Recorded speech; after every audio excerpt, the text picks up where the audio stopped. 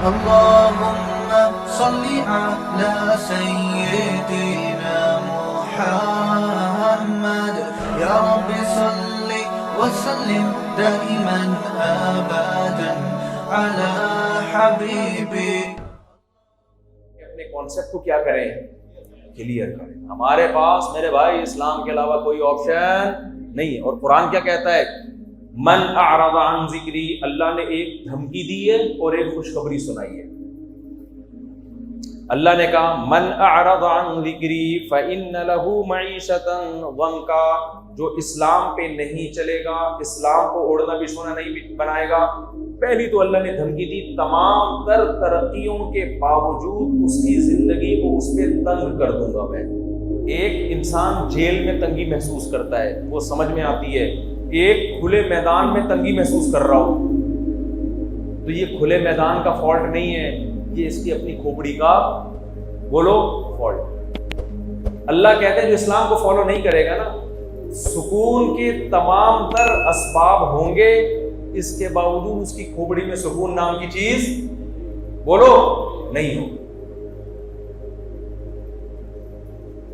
آج یہ دنیا میں نظر آ رہا ہے.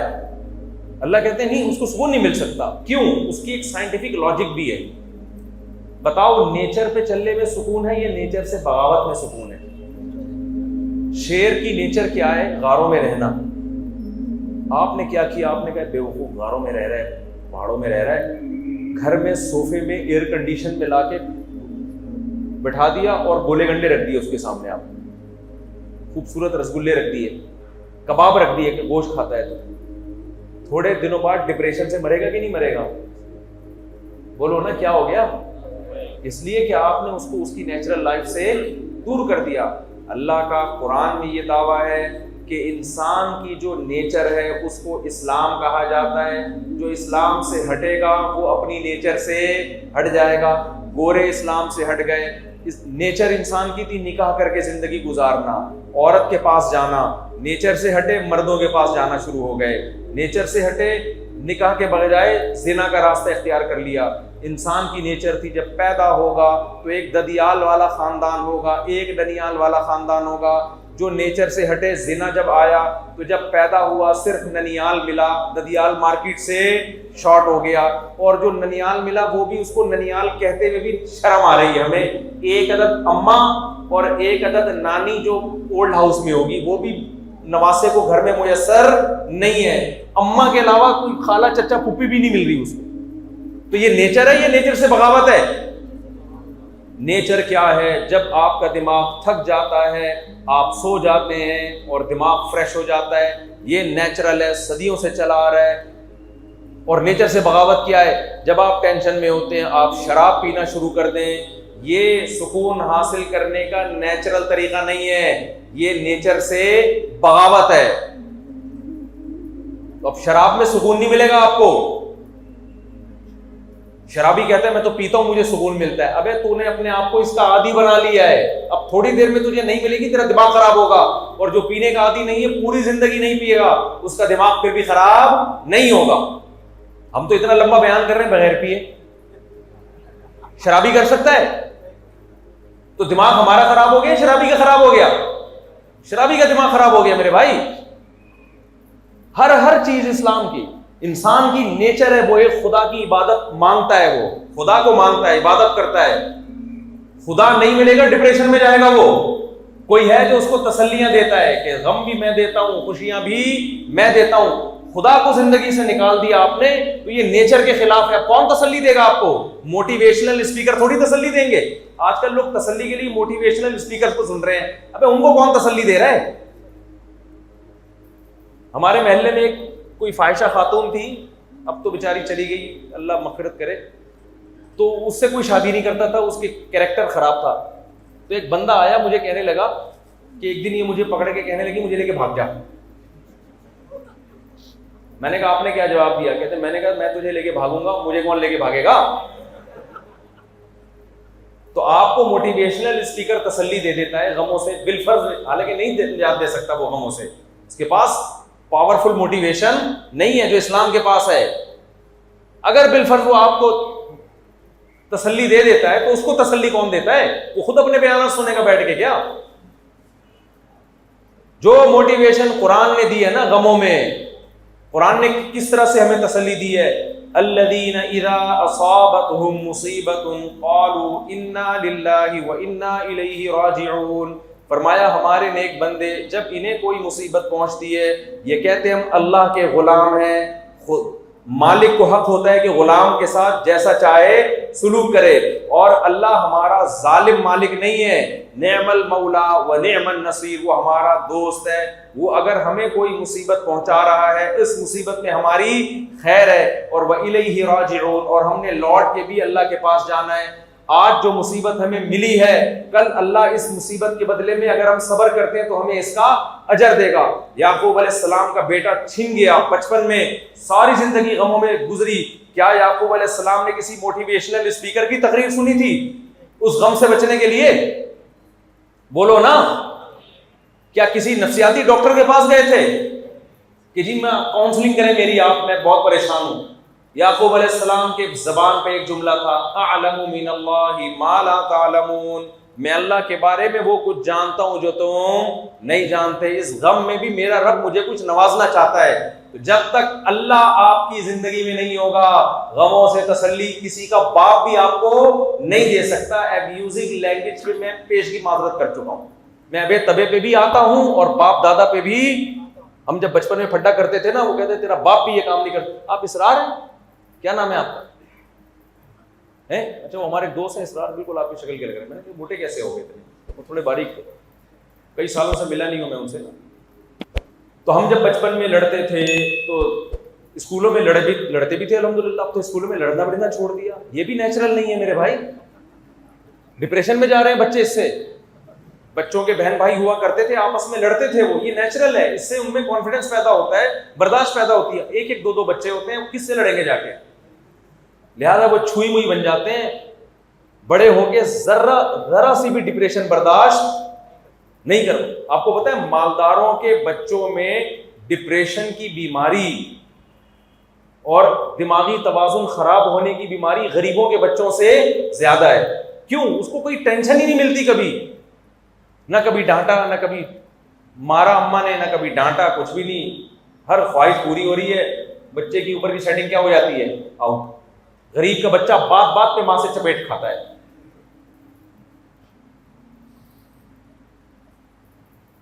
غریب کے بچے کو روٹی کھلانی نہیں پڑتی، بچانی پڑتی ہے، اور مالدار کے بچے کے لیے مائیں پہلے دو دو رکعتیں پڑھ کے منت مانگتی ہیں، اللہ اس کو روٹی کھانے کی توفیق عطا فرما دے، اس کے بعد جا کے بڑی مشکل سے کھاتا ہے وہ۔ تو نیچرل لائف سے دور ہو رہا ہے انسان۔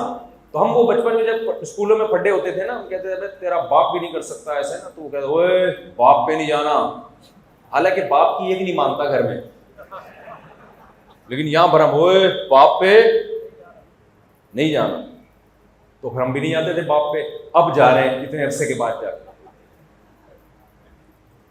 کوئی دھمکی نہیں دے گا نا ہمیں۔ تو میں آپ سے کہہ رہا ہوں کہ جو موٹیویشنل اسپیکرز جو مذہب کو نہیں مانتے، جو مذہب کو مانتے ہیں ان کی بات الگ ہے، ان کے پاس آپ کے غموں کا علاج نہیں ہے۔ انسان کو غموں میں تسلی وہ ذات دے سکتی ہے جو غم دور کرنے میں اسباب کی محتاج نہیں، کیونکہ جتنے بھی لوگ ہیں وہ اسباب کے محتاج ہیں۔ جب اسباب نہیں ہوں گے تو ٹینشن ہی ہوگی نا، سائنس تھوڑی وہاں گائیڈ کرے گی۔ سائنس تو یہ کہے گی بھائی ابا ابھی بیمار ہیں اور بے روزگاری ہے اور مہنگائی ہے، تو مہنگائی میں تو یہی ہوگا، تمہاری تنخواہ 20,000 ہے تو تمہیں اب نہیں ملے گا، کھانا بھی نہیں ملے گا، پینا نہیں ملے گا، اور مفتی صاحب کے 4 شادیوں کے بیانات تم سن رہے ہو، بیوقوفوں والے کام کر رہے ہو، اس مہنگائی میں لوگ ایک نہیں کرتے، تم 4 کی باتیں کر رہے ہو، تو یہ سن کے آدمی کس میں جائے گا؟ ڈپریشن میں۔ مذہب کیا کہے گا؟ اللہ یبسط الرزق لمن یشاء ویقدر، اللہ جس کے لیے چاہتا ہے رزق کے دروازے کھول دیتا ہے، جس کے لیے چاہتا ہے رزق کے دروازے بند کر دیتا ہے۔ ومن یتق اللہ، جو اللہ سے ڈرتا ہے، یکفر عنہ سیئاتہ، ومن یتق اللہ، وہ کیا ہے بھائی آیت؟ یجعل لہ مخرجا، جو اللہ سے ڈرتا ہے، ویرزقہ من حیث لا یحتسب، جو اللہ سے ڈرتا ہے اللہ اس کو ایسی جگہ سے روزی دیتا ہے جہاں سے اس کا گمان نہیں ہوتا، ایسی جگہوں سے روزی دیتا ہے۔ تو جو اللہ کو مانے گا وہ اس بات کو بھی مانے گا اور اس کی ڈپریشن کیا ہوگی؟ ختم. اور نظر بھی آئے گا واقعی ایسی جگہ سے روزی مل رہی ہے جہاں سے رزق کا تصور بھی ممکن نہیں تھا. مجھے نہیں مانے گا، سارے اسباب ہوتے ہوئے بھی اس کی زندگی کیا کر دوں گا؟ تنگ، ٹینشنوں میں ڈال دوں گا. پڑے ہوئے لوگ آج ٹینشنوں میں. جس نفسیاتی ڈاکٹر سے آپ علاج کرا رہے ہوتے ہو نا، وہ بیچارہ خود اپنا علاج کسی اور ڈاکٹر سے کراتا ہے تھوڑے دنوں میں. سارے ڈاکٹر ایک جیسے نہیں ہوتے کہ آپ سارے ڈاکٹروں سے بدگمان ہو جائیں. نہیں ہے، کوئی معقول حل کسی کے پاس نہیں ہے. اور جو اللہ کے حکم پہ چلے گا، میں نے کہا تھا نا ایک بڑی خطرناک دھمکی ہے قرآن میں اور ایک بہترین خوشخبری ہے. وہ کیا ہے؟ اللہ فرماتے ہیں فَلَنُحْيِيَنَّهُ حَيَاةً طَيِّبَةً. اس سے پہلے والا لفظ کیا ہے؟ ہاں، من عمل صالحا من ذکر او انثى وهو مؤمن. جو نیک عمل کرے گا چاہے مرد ہو یا عورت، بشرطے کہ اللہ کو مانتا بھی ہو. کیونکہ نیکی گورے بھی کرتے ہیں لیکن اللہ کو مان کے نہیں کرتے.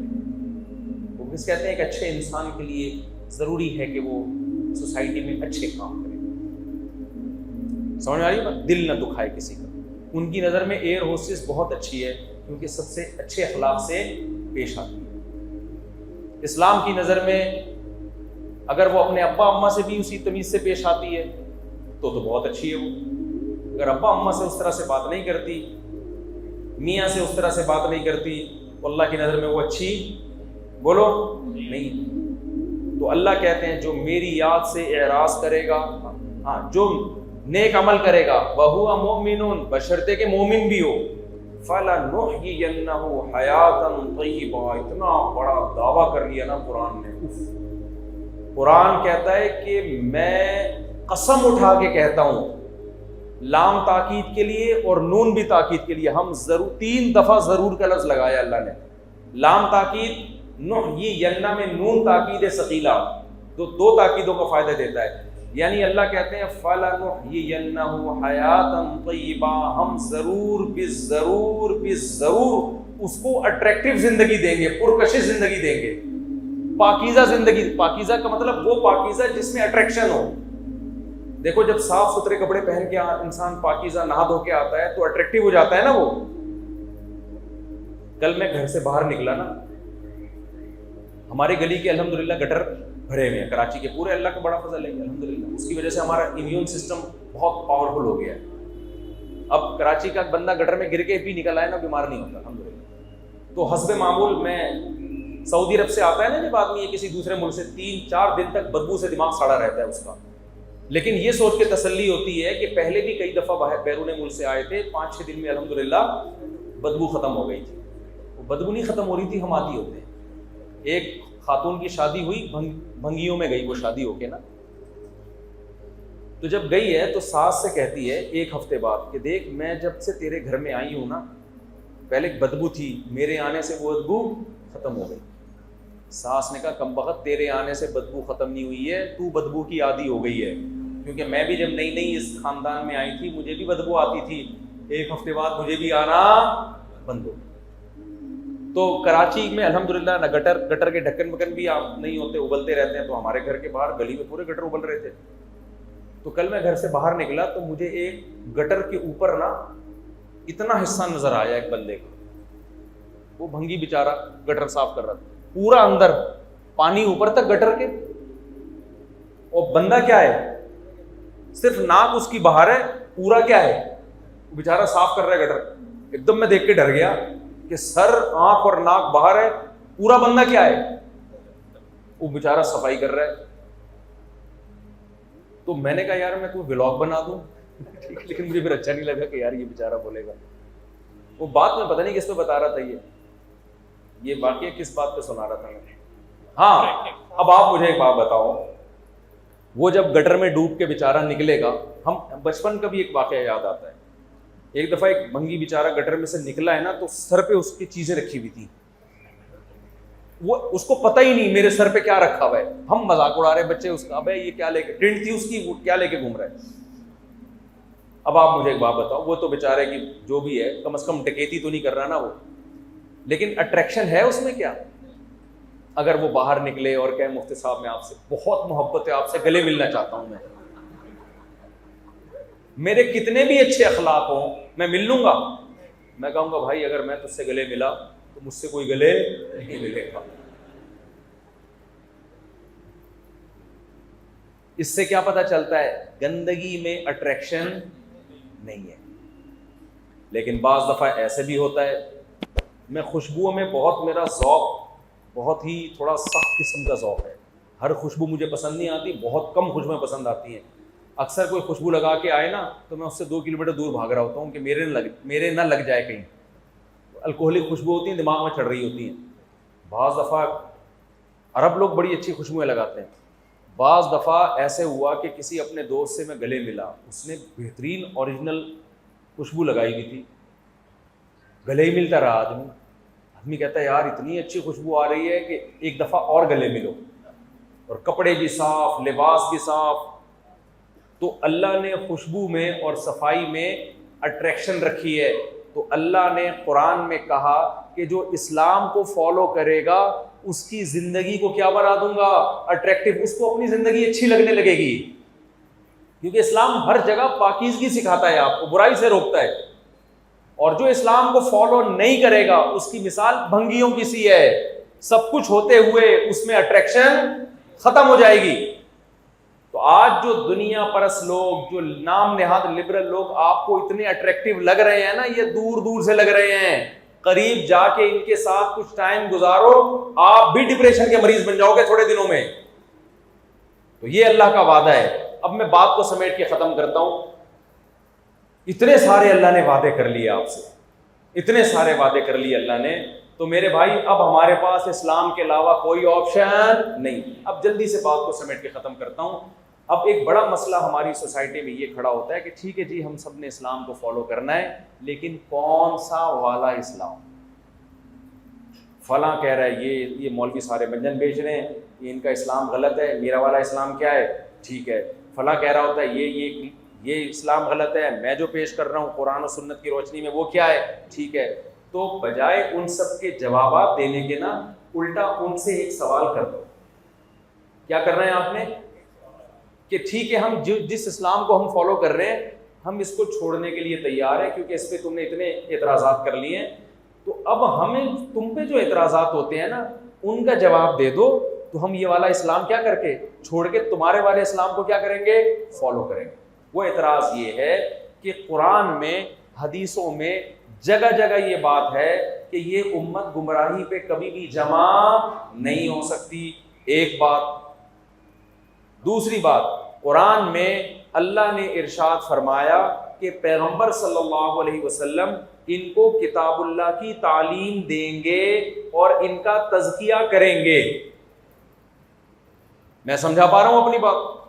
حالانکہ قرآن عربی زبان میں نازل ہوا، لیکن پھر بھی صحابہ کو بتایا جا رہا ہے کہ تم خود سے پورا قرآن نہیں سمجھ سکتے، تمہیں کون سمجھائے گا؟ بولو نا، محمد صلی اللہ علیہ وسلم۔ حالانکہ قرآن کس کی زبان میں نازل ہوا؟ صحابہ کی۔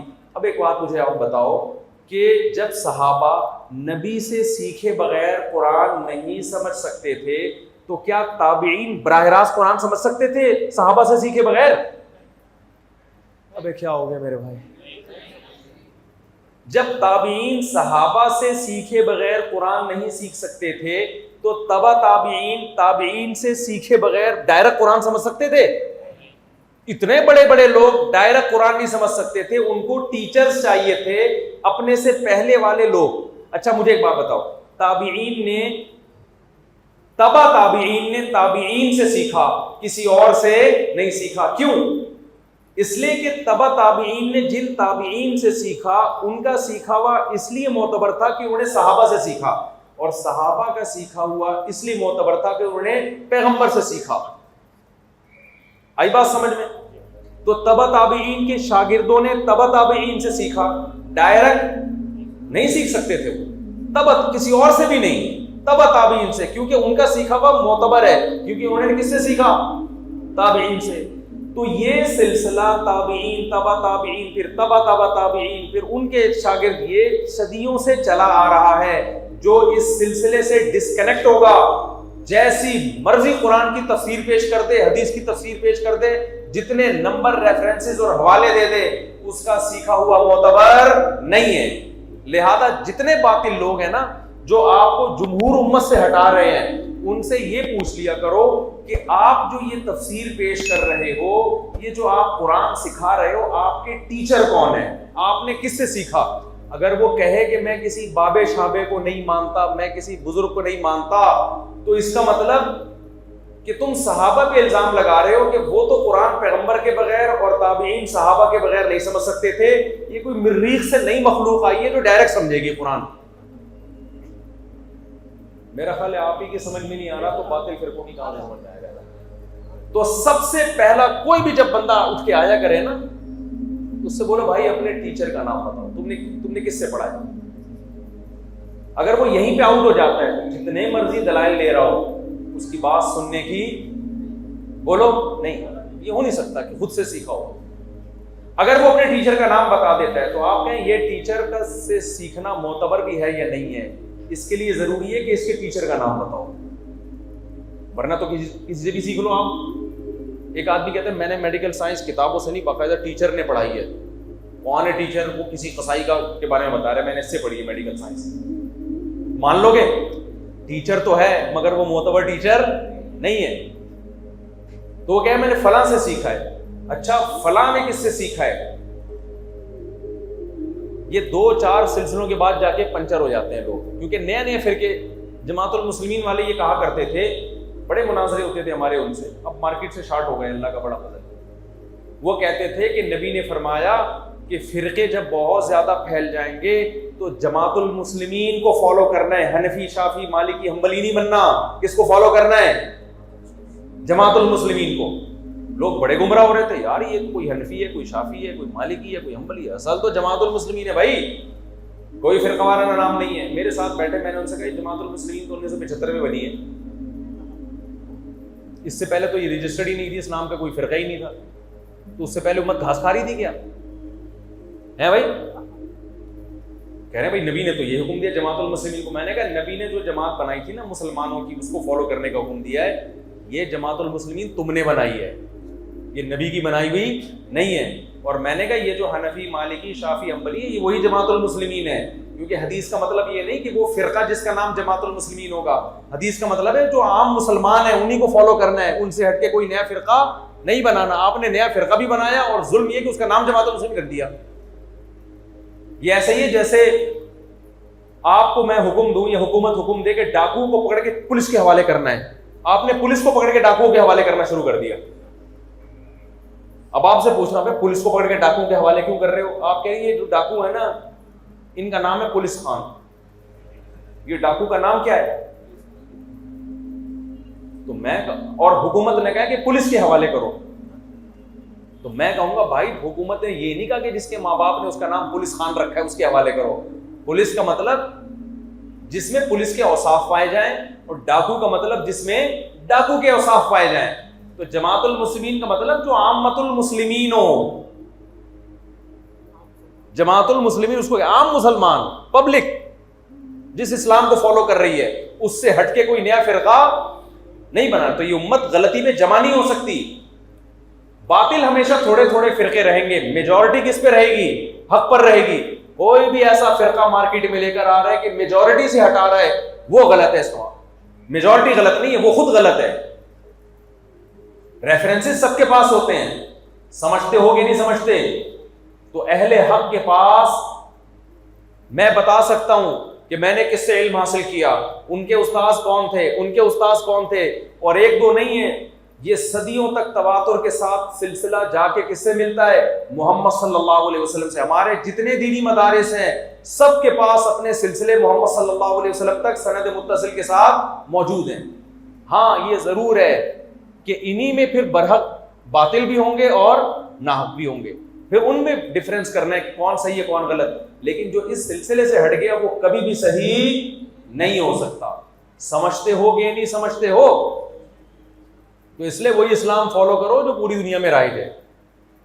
اور جو حنفی مالکی شافی حنبلی میں جو اختلاف ہیں وہ تو فروعی اختلاف ہیں, وہ تو صحابہ میں بھی موجود تھے, ان اختلاف کی وجہ سے جنت اور جہنم کا فیصلہ نہیں ہوتا. اب واقعی 5 منٹ میں بیان ختم کر رہا ہوں. اب آخری بات میرے بھائی یہ کہ دیکھو اب ہمارے پاس اسلام کے علاوہ کوئی آپشن کامیابی کے لیے نہیں ہے. اس میں پتہ چل گیا کہ دنیا میں بھی سکون ملے گا اور آخرت میں بھی سکون ملے گا.